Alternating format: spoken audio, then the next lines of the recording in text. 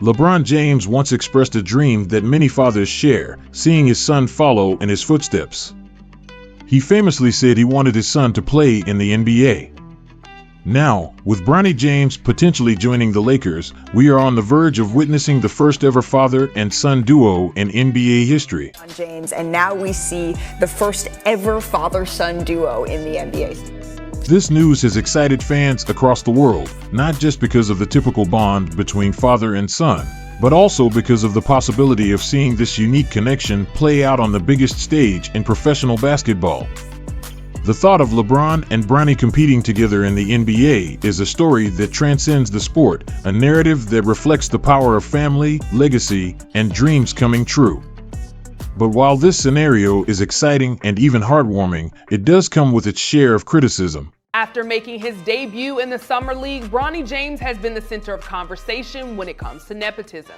Of course, people are saying the only reason Bronny was drafted by the Los Angeles Lakers is because of his dad, LeBron James. Bronny didn't have the best performance, only dropping 4 points, which gave the public even more reason to criticize the young player. Some argue that LeBron's influence is a major factor in Bronny's potential spot on the Lakers roster. Skeptics suggest that the team might not have had much say in the matter, feeling pressured by LeBron's stature in the league. Before the NBA draft, many analysts weren't fully convinced of Bronny's talent, often downplaying his abilities. This raises questions about whether his path to the NBA is driven more by legacy than merit, a debate that adds an intriguing layer to this already compelling story. Bronny James, born on October 6, 2004, has had a spotlight on him almost since the day he was born. Despite his size suggesting he should be a point guard, some critics argue that he struggles to run an offense effectively. Others point out that as an undersized shooting guard, his lack of consistent shooting is a major weakness. Yet, from the start, LeBron saw his son's potential as a basketball player, often bringing Bronny with him to practice in the arena and nurturing his love for the game at home on their private court. By 2014, at just 9 years old, Bronny was already beginning to make a name for himself on the court. Even at such a young age, he drew attention from fans and media alike, eager to see if LeBron James Jr. could live up to his iconic name. The buzz around him was enough to make headlines. At only 10 years old, Bronny began receiving Division I college scholarship offers, a development that didn't sit well with LeBron, who felt his son was still just a kid and shouldn't have to deal with such pressures so early in his life.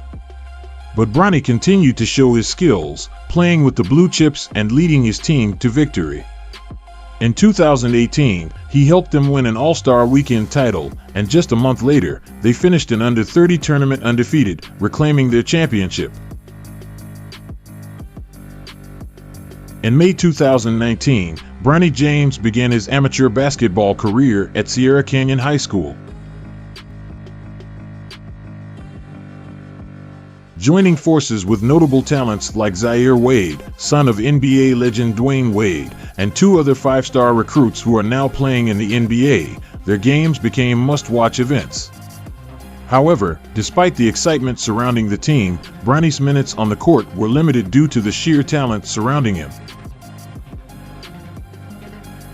In his high school debut, Bronny scored a modest 10 points, a far cry from his father LeBron James' explosive ESPN debut years earlier, where LeBron dropped 31 points.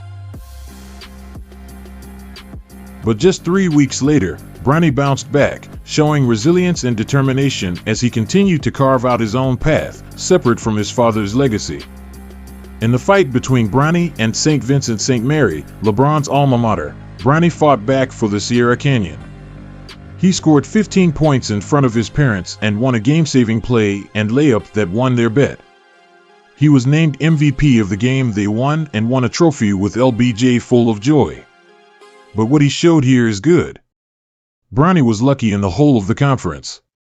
Because he's a freshman and his teammates are heavy seniors, he only scored 4 points in 15 minutes per game.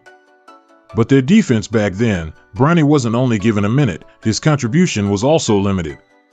So in the next year where their seniors graduated, all of Bronny was expected to be the main man of Sierra Canyon. But unfortunately for him, that didn't happen. because of the pandemic, the next season was delayed. And when it was time for the season to start, he got injured in the leg and needed an operation.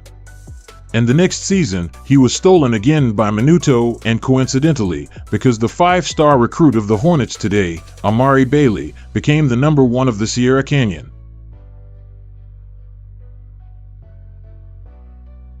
And this is how Bronny's career at high school ran, always on the sidelines, and becoming a role player was his position. But to be honest, it's not always negative what he said to Junior LeBron, because all future NBA players became his companions in the canyon. He was able to focus on other aspects of his game. Because their franchise doesn't have a problem with offense, LeBron looked for someone who can develop his skill set, and that's where he started his defense skills. That's why he didn't have a problem guarding his right wing guards. And in terms of his offense, he learned how to play off the ball and wisely choose his shots. Like his father, he didn't force his offense and just let the flow of their system dictate the game.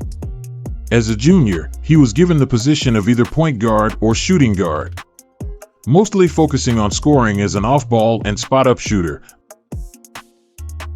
Bronny also has a good shooting form from the perimeter. He also has NBA range. And it's for sure that his career in the NBA will be in the center. And aside from this, Bronny's athleticism is also in line with his father, LBJ. That's why we can't deny that Bronny is deadly when it comes to open court. But despite his vertical, it's still hard for him to finish when there's contact and there's traffic. And he often settles on the perimeter even though his driving lane is free. But having said all this, it's not all for Bronny yet. Just add muscle and get bigger, his drive to the basket and finishing will surely improve. Especially since he was given a good change of pace, shiftiness, and ambidextrous. That's why he can shoot with any hand, be it right or left. But out of everything I said earlier, he really needs to focus on his dribbling and ball handling. Because although he has a high basketball IQ and his court vision is solid, the majority of his turnovers come from his dribbling exhibitions. He needs to learn to lower his dribble a bit because he tends to carry the ball too high and exposed. That's why it's easy for the defense to poke and steal the ball from him. Especially when he joins the Lakers, his role in the franchise will likely be a two-way player. He can't be like that when facing the league's elite perimeter defenders. But aside from that, he doesn't have much of an impact on it. And there are still a lot of people who believe that he's showing maturity to his young career. He's not selfish or offensive, and he'll really look for his free friends.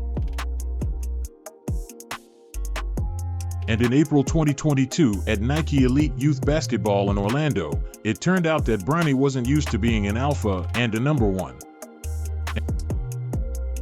And he averaged 11 points per game, converting 30% of his shots. And what's even more surprising, he lost 3.7 turnovers. One thing that stands out about Bronny James is his relentless commitment to improving as a basketball player. Every tournament he entered marked a new level of growth. For example, in the EYBL tournament in July, Bronny consistently delivered impressive numbers, averaging between 11 to 18 points per game, along with 6 assists and 5 rebounds per game. He also shot an efficient 45% from the field, which is a significant boost to his overall performance.